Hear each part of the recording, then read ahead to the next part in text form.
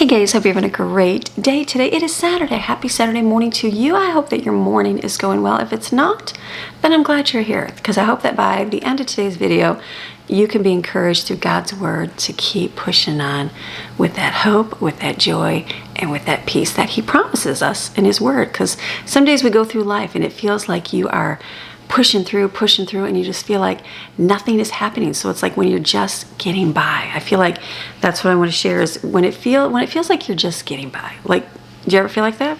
Oh yeah, there's seasons. I'm sure everybody goes through seasons where, you know, you got the highs where everything is amazing and it's wonderful. You're seeing God do great things and yada, yada, yada. Now you see the lows.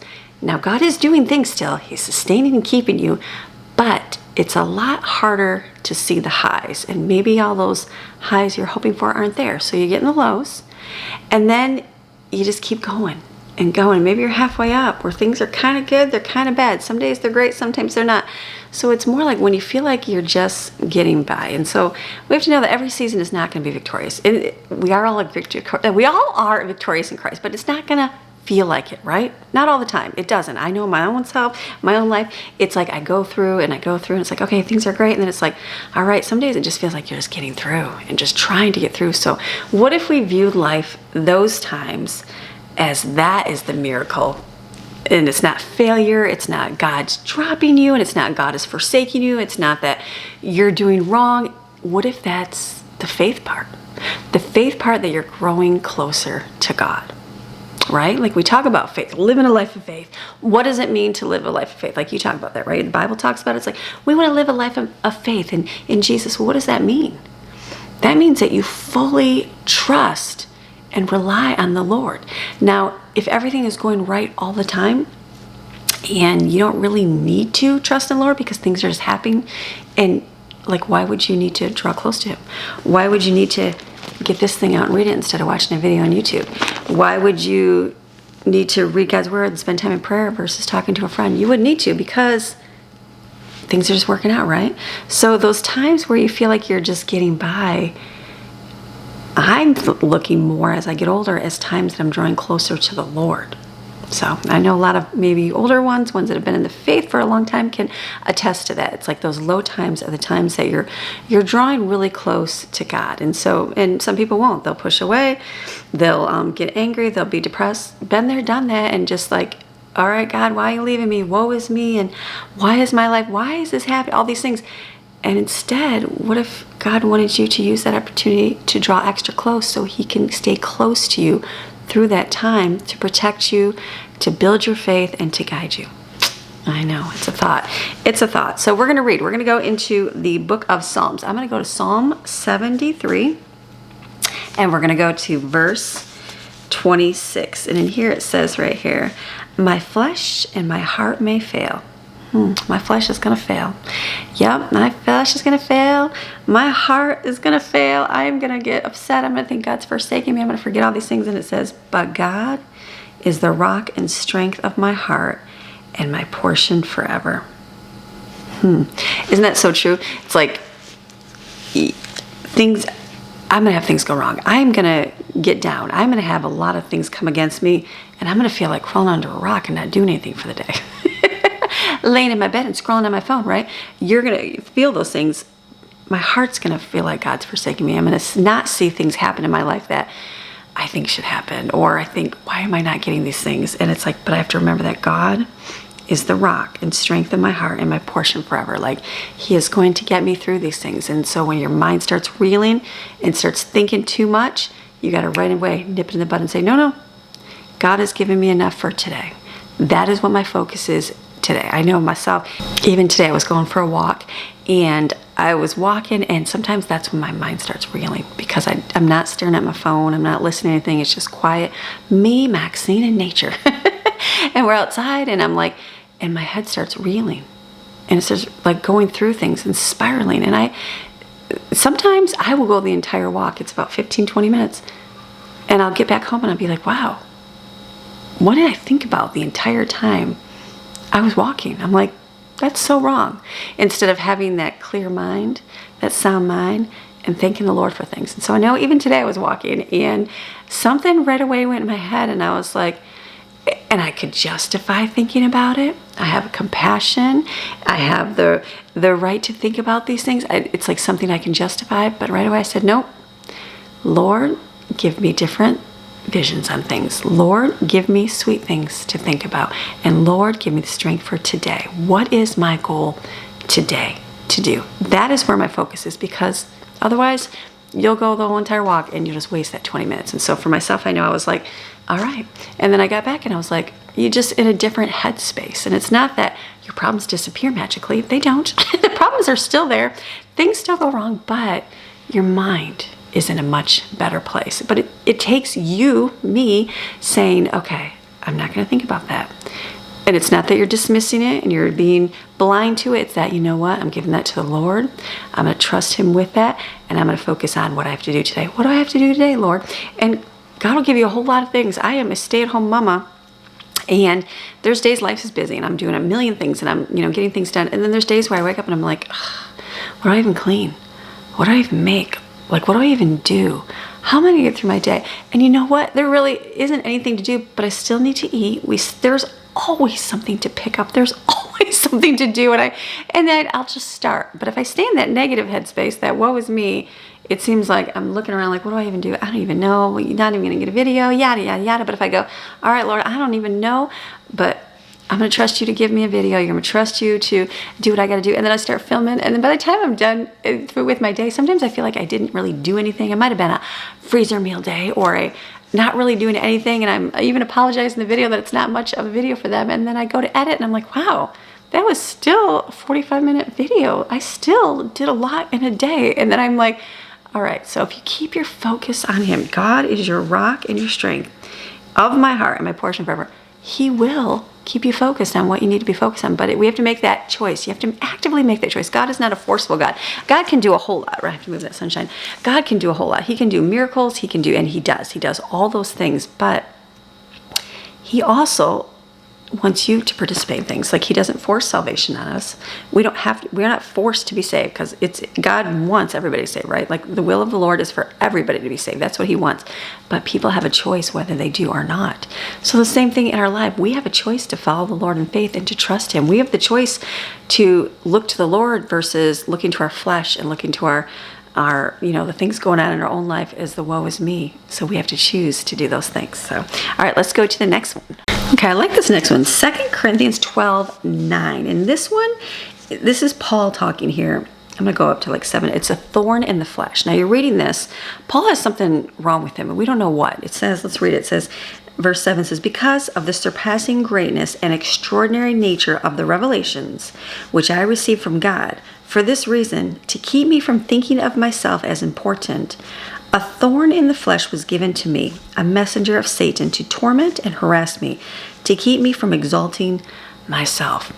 Now, this is Paul, who's got lots of New Testament writing, right? God must have thought of him as a pretty great person for him to pen most of the New Testament here. And it's like he talks about the surpassing greatness and extraordinary nature of the revelation, all the great things that God has given him. He says, but in order to make myself not be prideful and to think more of myself, like, humility is so, so important, especially if you're in any kind of position of life, anything. I think of like Christians and people that are in like the music industry and like, I say celebrities, but like more out there. It's like, it is so important to pray for humility, because that spirit of pridefulness would come real quick. I have to imagine it would be, and Paul's talking about it here. So just to remind yourself, you know what? You are nothing without God here. Yeah, no, God has given you the ability to do what you do. I know for myself, I am so thankful for my channel here. I'm like, I still can like laugh and smile because I think it's so silly. I still remember starting it. And I wasn't even thinking anything. I was just looking for a way to encourage ladies, encourage other women, share some encouragement, share some things I do in my home. And then when it started going more and I got my YouTube plaque, I laugh, and people like, that's crazy that you do YouTube. I said, it's crazy. I said, because I am just a mom. I'm a mom of 10. I literally shop and cook. And that's it. And I think about that, and I would say that, and I'm like, no, but I'm also encouraging. I'm also giving hope. I'm also saying, okay, ladies, you're going to get through this, and you're going to get through your days. I promise you, it's going to be tough right now, but you're going to make it through. And so constantly like, Lord, thank you. Like, I can't even believe that I get to come on here and share and encourage someone in the Lord, because my hope, like way back in the day, I used to think, how awesome it'd be to like open up my home and have a bunch of Bible studies and encourage ladies every week. Well, then you have 10 kids, and like by the end of the day, you're exhausted. And in reality, how are you going to have people come to your house? I mean, we've done different things over the years, but how am I going to have people come to my house consistently? Because there's always noise everywhere. So I think, all right, Lord, I don't even know. I can't take on like too much more outside of my home because I'm busy. And so he gives me this platform. And so I feel like he's helped me build it up through freezer meals, through large family, because that's like ooh and ah, and like, oh my goodness, how much stuff. And then I feel like, all right, and I've shared little tidbits over the years, but I was also in a busy phase of kids and blah, blah, blah, blah. I share a little bit of the Lord. I mean, share how good he is in my life, but not as much as I do now, because I feel like now I'm like, all right, I'm at a place now where I'm like, all right, like cooking is fun. You got this whole week. Shopping is fun. You got that this week. Did a lot of meal prep. All those things are good, but I'm like, this is my part where I love to share, to encourage, and to pour into others, and to say, okay, you're going to make it. We're going through the same struggles. You and I, our lives may look different, but we are still going through the same kind of struggles in life. And so how is God going to get us through that without having to go sit in a formal Bible study, without having to go to church and sit? And there's nothing, those are all good things to do, get encouraged. But if you can't, I get it. I understand. Life sometimes happens that way. And so I'm constantly reminding myself, I'm like, you know what, Lord, thank you. And when I think about different things in my life, okay, I wish things were this way in my life, or I wish things were this way in my life, I say, you know what, Lord, you've given me a big platform, and I've got however many people watch this video, 400 or 500 people. That's a lot of people. That's a lot of people on here. It's not 30, 40,000 or 1 million that have watched my freezer meal video, but there's 500 people here that I'm sharing to encourage every day. And like the Bible talks about doing it to the least of these, you do it unto him. And I'm like, and you do it unto much. I'm trying to think what the verse is. Okay, it's cute. One of my children, I'm like, my children are not usually up down here during this time. So anyways, all that to say that I'm very humbled and very thankful. And like, I think about it and I'm like, that's a lot of people to encourage each day. That's a lot of people to encourage. And I'm thankful to be able, because it encourages me as well. So I say, you know what? It's a good place to be. Like, I'm very happy. This Lord gave me the words of separating the wheat from the tares this year. And I'm like, the wheat from the tares. And I think of a lot of things, like even on my videos, if I talk more about Jesus, you're going to throw a lot of people off. And I get that, and that's okay. It's not for everybody.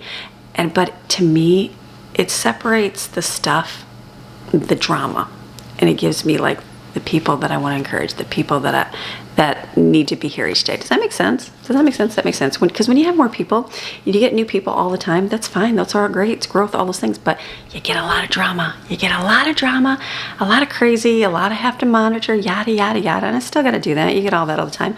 But for the most part, it's like God separating out the yuck. Does that make sense? So yeah, it means drops in numbers on regular videos, but that's okay, because I'm still doing what I know that God wants me to do every single day, regardless if it brings lots of views or if it does not. I'm still going to stay consistent through it, because it's never about that. It's about, all right, what do I need to do today, Lord? I'm showing up for whoever's coming. So whoever you are going to deem to bring here, that is who I'm going to be here for. So humility is so important. Otherwise, it becomes about, should I do this anymore? Should I not? All these things. No, it's like, all right, Lord, what is it you want me to do with my days? So, all right, so we're going to keep reading here.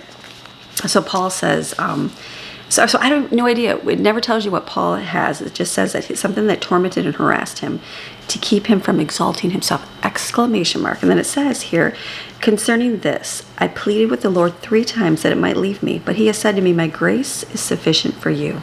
My loving kindness and my mercy are more than enough, always available, regardless of the situation. For my power is being perfected and is completed and shows itself most effectively in your weakness. Therefore, I will all the more gladly boast in my weaknesses, so that the power of Christ may completely enfold me and may dwell in me. That to me is huge, right? Because God's grace is sufficient, right? My loving kindness, mercy, more than enough. God has given us more than enough that we need. And I love it. It says his power is being perfected effectively in your weakness. And I think of this I could keep going here in a minute. I think of this verse a lot, and I think of the things you're going through. And this is Paul having some kind of physical something, but it's like God's power. Paul was still able to stand up and be bold through that thing, whatever was wrong with him. I don't know why. I think of like many people, Christians, think of like, I say Joni, I think it's Johnny Erickson. Somebody corrected me. I'm pretty sure it's Johnny. I think I remember that. And the guy with no limbs, and I've mentioned these two before. I'm just bad. The names. I know someone will tell me, but like they are so bold to stand up for Christ and to share what God is doing in their life. Are they healed? No, God didn't heal them. They're that way, and I think of those people, and I think of like how God has shown His power in their weakness, and look what they're doing. Look what they're doing with that. To go, like, how hard would that be? How hard is it to come on here when people say things all day long about you online? Would it be because people are harassing me? And I love this. And keep going on here. It says, so I am well pleased with weaknesses, with insults, with distresses, with persecutions, and with difficulties for the sake of Christ. For when I am weak, then I am strong, truly able, truly powerful, truly drawing from God's strength.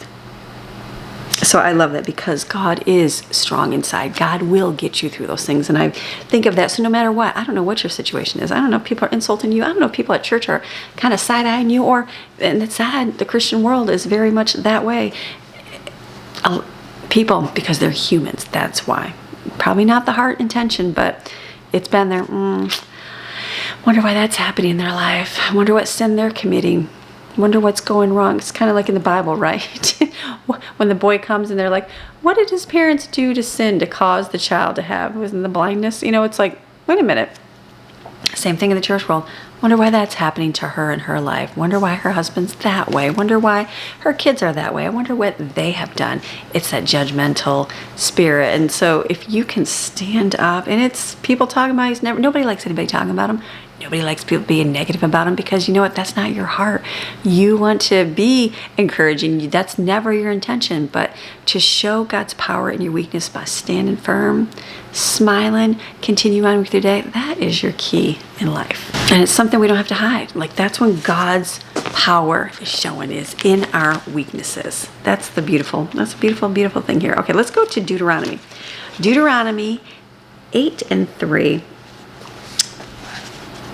And I have to highlight, it says, and you shall remember always all the ways which the Lord your God has led you these 40 years in the wilderness, that he might humble you and test you, to know what was in your heart, your mind, whether you would keep his commandments or not. That I didn't intend that one, but that's the one I'm thinking about. I'm thinking about, like, here's the Israelites. We talk about them a lot. 40 years of wandering. Foolish people, right? Like that's my first thought. Like how silly could you be? Really? You couldn't like trust God for more than a year? You couldn't do that? Hello, Amy, Marianne, I'm doing the same thing constantly from not even 40 years or year to year, day to day, sometimes hour to hour, I can doubt God. So I think what it says here, what does it do? It says, I got to remember all the ways the Lord has taken care of, so that to know what was in my heart, whether I would keep his commandments or not. It says, he humbled you and allowed you to be hungry and fed you with manna, a substance which you did not know, nor did your fathers know, so that he might make you understand by personal experience that man does not live by bread alone, but man lives by every word that proceeds out of the mouth of the Lord. And sometimes we walk through things, and it's not like God testing us, but it is like a test. And I don't want to say that because God's not a testing God, but it's more of like we have our life. Flesh things happen. We're put in situations. We're doing all these things, and it's almost like we're living on the edge of things and going through them, but we're not failing. You're not falling into despair. It might feel like it sometimes, but God is still keeping you and getting you through it, and to know that he wants you to rely on him. Sometimes that grocery budget barely gets by, and you think in your head, I know myself, I have a set amount that I think I have to have every month to buy groceries. Sometimes that month comes, I don't even have near that, and I'm like, oh my goodness, what am I going to do? And I start thinking those things, and I have to stop and remember, you know what? God takes care of the birds. The birds outside are full and fat and living life. Why am I worrying about how I'm going to be fed and how my family's going to be fed? It's a natural thing, right? And then I go through that month, and I kind of smile because, like, I think, okay, in my head I want to go shopping, I want to get stuff, but then I go, all right, Lord, I'm going to make what I have. And we start making food. And you know what? I find all these great recipes and things that I started making from scratch again. And we have so much out of the abundance of what we have. And it's like that constant reminder that, you know what? God's going to take care of me. God is going to take care of me. And so many times where I go through things and like I have to budget out things I have to spend money on and bills, things like that. And the months that I need a little bit more, like maybe an unexpected bill came up, I'm smiling because I get a little bit more that time, or I get an unexpected, whatever, bonus comes in from something for money. And I'm like, Lord, thank you. And so I feel like those times it makes you go to walk close to him. So even though you're going through those wandering years, those maybe wandering days or weeks, but it's like, or times you don't know if you're gonna have enough money for groceries, but it's those times that God keeps you real close to him to remind you, you know what? Rely on me. Stop looking to your husband. Stop looking to your parents. Stop looking to your job. Stop looking to this. Start looking to me, and I will take care of you. That is revelation right there. And I think of those things. I even think the food thing, it's like you're used to making a certain thing, right? Like I'm used to making the meals and all these things I think in my head. And then when I started making with what I had, because we had to, I realized that God is feeding me with manna. It's not the feast we're used to, but it's something different. It's something new, and it's still something yummy. And I almost have to laugh because the times that, you quote unquote, you don't run out of food, because we never run out of food, but the times that you're throwing things together, trying to make things go, those are the meals everyone's like, wow, this is really good. And I'm like, what are you talking about? It's just throw together because we didn't really have anything to eat kind of meal. And it's like their favorite meal. So I constantly have to smile and remind myself that, you know what, God, you are keeping me. You are taking care of me. So instead of now like just glossing through those moments, I really reflect upon those moments that, you know what, even though it doesn't seem like a whole lot is happening, not a whole lot is going on, but you know what, God is keeping me. God is keeping me through these things. And so I constantly have to remind myself of that. God is keeping me, right? You're here. I'm here. We woke up today. You made it today. I made it today. So God is keeping you. For what? I don't know. But he's keeping me. We're going to get through our day today and tomorrow. We're going to keep going and going and going. And so even though sometimes these feel like survival modes and like I'm just barely getting by, like been through those seasons, right? I know myself that I feel like, is God so far away? I don't even hear him. What is even happening? I don't even see him happen anything. And God seems so distant. Now, looking back, I couldn't sometimes at the moment see this, but I see that those times where that God wasn't distant. It's that those times he was not testing. I hate to use that word. I need to come up with a better word to see how close I would stay to him, because he knew how important it was for me to be near him, to learn from him, to grow my faith in him. And so, all this stuff is happening around. And so I had to constantly rely on him daily. And I've always had a prayer that I wanted to know the Lord moment by moment, not just like from one event to the next or day to day. I wanted to know him every single moment. I wanted to be able to say, all right, Lord, I need this right now, or I got to do this. Help me with this. And just have that fellowship constantly. Like I used to have a little sticky note on my computer that said moment by moment. Like that was my prayer. I want to know you, Lord, moment by moment. But that requires a lot of testing, a lot of trials, and a lot of faith, because you have to rely on him for everything. Sometimes it's a constant like, all right, Lord, I need to rely on you like right this second. I need you for right now. And it's just growing you closer to him. And it's just for you to notice the small ways he provides. And that's where your trust with him grows, because you see how he's keeping you through that time. Because if I can look back at those times and I can go, I don't even know, but I spent an awful lot of time spiraling in my head and just functioning and getting through life and questioning and worrying and wondering and wanting blah, blah, blah, woe is me, all these things. And then I'm like, being out of it, I go, okay, I can see how God is keeping me close. He's keeping me near so I can learn to trust in him. I wanted that moment by moment. I'm going to get that moment by moment, but it requires surrender. It requires things happening. And it requires an ultimate trust and faith in God. So if you're going through times and you just feel like, I don't even know, it's like, I'm just getting through. It's like, okay, draw close to him. Start focusing on him. All right, Lord, get me through the day. What do I need to do for today? What do I need to do now?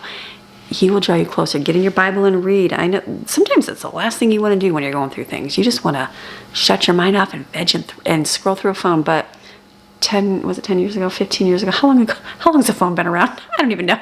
15 years ago, you didn't have a phone to scroll on. You had videos to scroll on, but you didn't. You had a lot more quiet time. You had a Bible you can pick up and read. So put the phone down. Put the phone down and go, all right, Lord, you are keeping me. And get in his word and read and be encouraged. It might not happen one day. Sometimes it doesn't, because God knows that you're just going to give it up, and tomorrow you're going to start, if things start happening, you're going to start relying on your own will. You start getting that money in, you're just going to rely on that person versus trusting God to provide for all of it. So, all right. So I hope that encouraged you today. So you have a fantastic rest of your day. Come back tomorrow. We'll talk some more encouragement. All right. I'll see you. Bye.